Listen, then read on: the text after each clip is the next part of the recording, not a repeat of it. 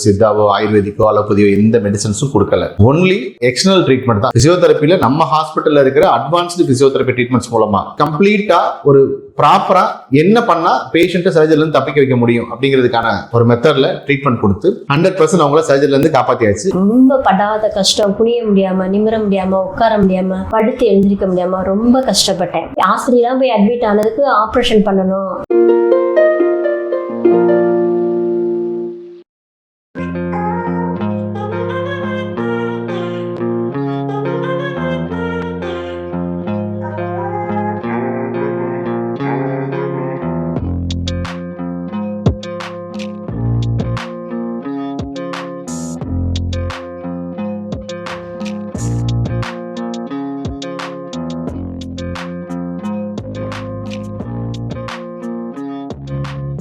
Hi, நான் doctor Jayachandran, Sun hospital Madurai. நம்ம ஹாஸ்பிட்டல்ல ஸ்பைன் பேஷண்ட்ஸ்க்கு மெயினா ஸ்பைன்ல disc, bulge, protrusion, herniation, dehydration, hemangioma, spina bifida இல்ல ஸ்பைன் ஃபிராக்சர்ஸ், அந்த ஸ்பைன் ஃபிராக்சர்ஸ்னால இதனால ஏற்படுற அடுத்த காம்ப்ளிகேஷன்ஸ், இடுப்புல இருந்து காலுக்கு வலி பரவுறது, காலில் மதமதப்பு வர்றது, வீக்னஸ், ஃபுட் டிராப், மைலோபதி, இந்த மாதிரி எல்லா ஸ்பைன் பேஷண்ட்ஸ்க்குமே இந்த மாதிரியான கண்டிஷன்ஸுக்கு நம்ம ஹாஸ்பிட்டல்ல தங்கி இருந்து பார்க்குற வசதி இருக்கு. சில பேஷண்ட்ஸ்க்கு ஒரு வாரத்துல சரியாகும், சில பேஷண்ட்ஸ்க்கு 15 நாள்ல சரியாகும், சில பேஷண்ட்ஸ்க்கு 1 மாசம் கூட ஆகலாம். பட் ஆனா அந்த பேஷண்ட்டை கம்ப்ளீட்டா ரெக்கவரி பண்ணி கொடுக்கறதுக்கு நாங்க ட்ரை பண்றோம். இப்போ இந்த வீடியோ நம்ம பார்க்க போற பேஷண்டோட பேரு ஆரோக்கிய மேரி, வயசு 45. அவங்க திருச்சியில இருந்து வந்தாங்க. அவங்களுக்கு L2, L3, L4, L5, L5S1 எல்லாமே வந்து டிஸ்க் பல்ஜ், கொஞ்சம் டிஸ்க் ப்ரொட்ரூஷன் இந்த மாதிரி இருந்தது. மெயினா L5S1 லெவல்ல அவங்களுக்கு டிஸ்க் ப்ரொட்ரூஷன் ஆகி அவங்களுக்கு அந்த டயாமீட்டர் வந்து வெறும் 0.75 தான் இருந்தது. பிளஸ் சிவியர் ரேடியேட்டிங் பெயின், நடக்க முடியல, ரொம்ப நேரம் உட்கார முடியல, நிக்க முடியல, எந்த வேலையுமே செய்ய முடியல, ரொம்ப கஷ்டப்பட்டிருக்காங்க.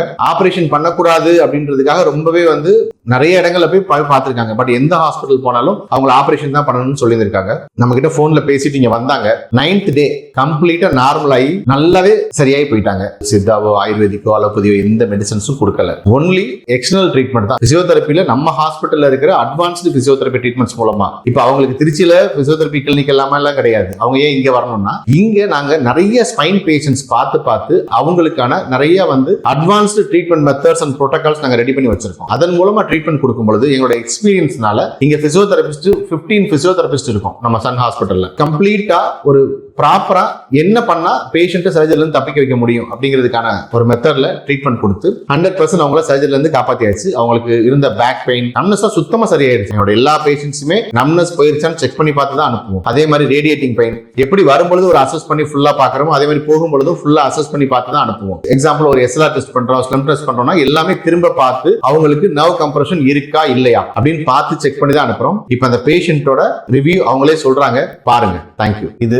ஆரோக்கிய மேரியோட MRI ஸ்கேன் ரிப்போர்ட். இவங்க ஸ்கேன் ரிப்போர்ட்ல இவங்களுக்கு என்னென்ன ப்ராப்ளம்ஸ் இருக்குன்னு எல்லாமே தெளிவா போட்டிருக்கு. பட் இது வந்து 2022ல எடுத்தது. அப்பயே இவங்களுக்கு பார்த்துட்டு ஆபரேஷன் தான் பண்ணணும்னு சொன்னாங்க. அதுக்கு முக்கியமான காரணம் அவங்களுக்கு L5S1 லெவல்ல 0.75 மில்லிமீட்டர் தான் இருந்தது. அது ஒரு முக்கியமான காரணம். இப்போ இவங்களோட இம்ப்ரெஷன் பார்ப்போம். டிஸ்க் பல்ஜ் வந்து சென்ட்ரல் ப்ரொட்ரூஷன் இருந்தது L5S1 லெவல்ல. இது வந்து காலுக்கு போற நரம்பு அழுத்திக்கிட்டு இருந்தது. அதே மாதிரி டிஸ்க் பல்ஜ் L4, L5 லெவல்ல இருந்து அதுவுமே இடுப்புல இருந்து 2 காலுக்கு போற நரம்போட பாதையை சுருக்கி அழுத்தல் இருந்தது. வெட்ரிபிரல் ஹெமஞ்சியோமா இருந்தது D12 லெவல்ல.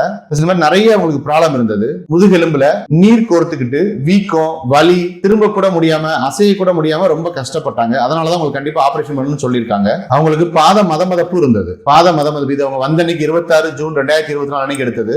2 காலையுமே கொஞ்சம் மைல்டா ப்ராப்ளம் இருந்தது. திரும்பி போற அன்னைக்கு பார்த்தோம் அப்படின்னா ரெண்டுமே நார்மல் ஆயிடுச்சு. எல்லாமே வந்து 10, 8, 9 இந்த அளவு கால் ஃபுல்லாவே நார்மல் ஆயிடுச்சு. மதமதப்பு சுத்தமா சரியாயிடுச்சு.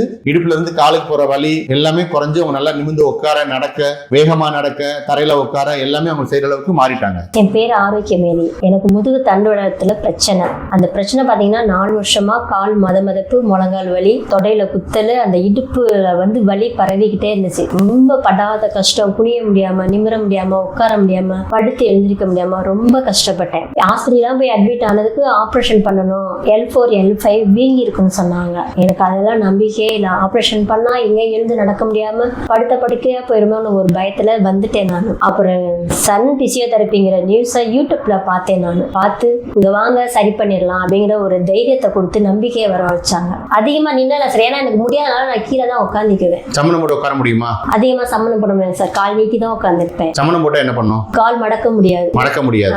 இடது கால் மடக்க முடியாது. இடுப்புல இருந்து இடது காலுக்கு தான் வலி பரவுச்சு. வலி அந்த சந்த பிடிப்புல வலி பிடிச்சு இழுக்கிற மாதிரி இருக்குமா காலை? சார் உளைச்சல் கொடைச்சல் அந்த மாதிரிலாம் இருந்ததா? அதெல்லாம் இருக்காது. சரிங்கம்மா. ஒரு டைம் இந்த இழுக்கும் அப்படியே இழுக்கும். கால்ல எரிச்சல் எதுவும் வந்ததாமா?